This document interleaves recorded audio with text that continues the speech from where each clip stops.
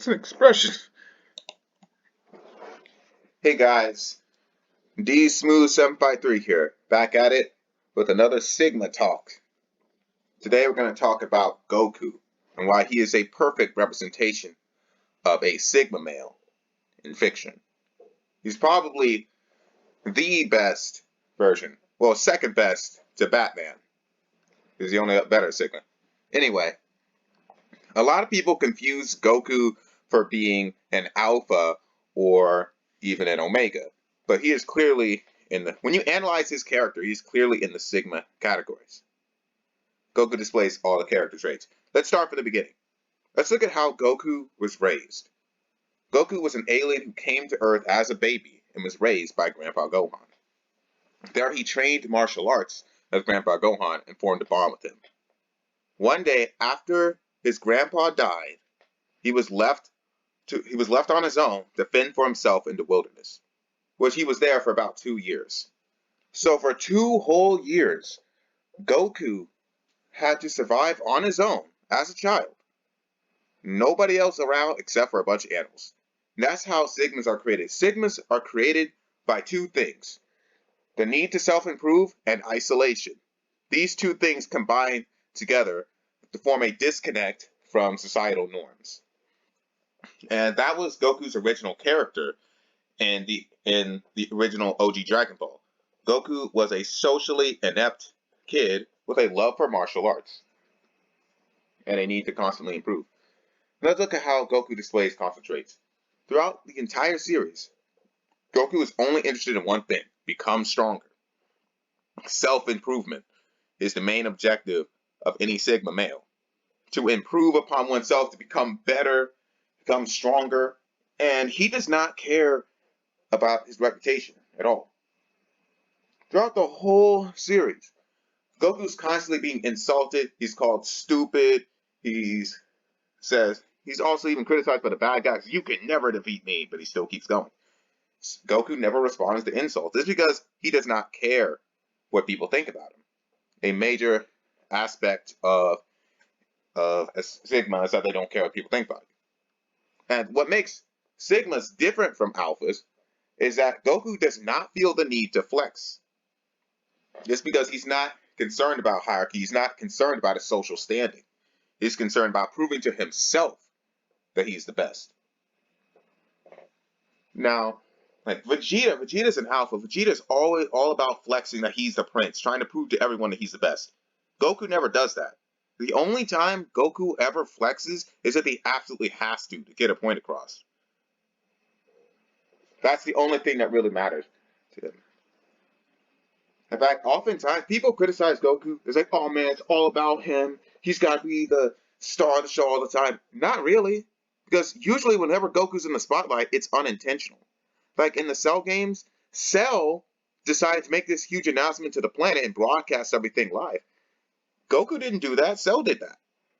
And when Goku was fighting Jiren, everybody stopped fighting to watch Goku and Jiren fight.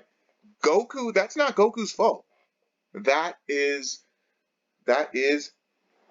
everybody else's fault. They're the ones who stopped watching. And another thing is, what's another example? When Goku fought Fat Boo, Bibbidi broadcast this image across the whole planet. That's not Goku's fault. People criticize, oh, Goku's always got to be a star of the show. It's not his fault that he's in those positions. He just rounded up in those positions. Goku did not seek the spotlight. The spotlight just came upon him. That's not Goku's fault. Goku's only concerned about trying to be the strongest that he can be. Reach his fullest potential. And all these extra stuff just happens to happen. While Vegeta is actively seeking the spotlight, actively seeking attention, Goku just rounds up in that spot unintentionally. Now, another thing is that Goku, he's always logical, no matter what the situation. Goku's criticized for being dumb, which he is, in a social setting. Goku is socially inept, but he's not dumb. Throughout the entire series, Goku is constantly making decisions. We see this especially in the Cell Saga. In the Cell Saga, Goku had a plan to get Cell to amp up Cell and feed to his ego, so that once he absorbed the androids, Goku knew he was going to absorb the androids, that he would create this tournament and set this thing up for Gohan to defeat Cell. Goku knew that in advance. Goku is very logical, no matter what the situation. Now, granted, Goku didn't know that Gohan didn't like fighting. That's his fault. But still, the point is, Goku is logical and he plans things out. People think Goku is dumb. No, Goku is very smart. He's just socially inept. We see that in Cell Saga. Another great example of how smart Goku is. When Goku finally achieved Super Saiyan on Namek, despite all that rage and anger, he's still able to talk to Gohan and tell them, take Piccolo and get off the planet. Now, like, if that would have been Vegeta in that situation, Vegeta would have just lashed out in anger and just attacked Frieza. But Goku didn't do that. Goku, like, the thing about Sigmas is that they can control their emotions perfectly. That doesn't mean that they don't have emotions. They do. They just control them very well. Even in a state of absolute rage, he's still able to logically control himself. Say, hey, Gohan, grab Piccolo, get out of here.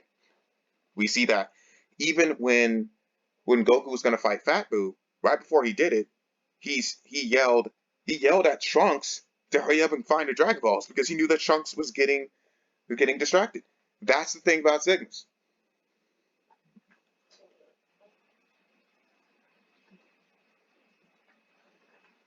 And anyway, Goku has always displayed logical thinking. So to sum up everything about Goku, Goku is only focused on his own self-improvement, does not care for social standings whatsoever. He's always logical no matter what the situation. And here's the next thing about Goku, point number 4. Goku does not respect hierarchies. Look at how Goku was raised. There was no hierarchy. It was just him alone in the forest. So throughout the series, when he's introduced to the Kais, when he's introduced to Beerus, all these authority figures, when he's introduced to Vegeta, who boasts about how he's the prince, and you, Goku, you should listen to me. And Goku's like, nah, I'm not going to listen. This because Goku does not respect hierarchies. And this doesn't mean that he wants to destroy the hierarchy, just that he rejects his place in it and refuses to participate in it. Goku's always presented with people who are kings or high authority figures, and he just treats them the same like everybody else. Goku treats everybody the same. This is point number 5. Goku treats everybody the same. Well, technically this is still part of point number 4. Yeah, this is still point 4. Goku treats everybody the same, no matter what the situation. His reaction to meeting Bulma is the same reaction he had to meeting the Omni King. This is a guy who even Beerus fears, and he just still treated him the same. He still just treated him the same. Goku's reaction to everyone is always the same because in his mind, there is no hierarchy. In his mind, people are just people, regardless of where they stand, regardless of if they're a king, regardless of wherever they stand, they're just, in his mind, they're just people and he treats them all the same. His reaction to King Kai is the same reaction to meeting Krillin.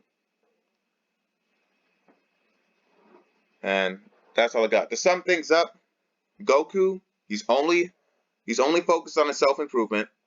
He does not care at all what people think about him. He's always logical, no matter what the situation. He treats everybody the same and has no respect. The person has no respect for hierarchies. And that's why Goku is a perfect Sigma. He displays all these traits. These are Sigma traits. And, well, that's all I got for today, guys. See ya. Like and subscribe.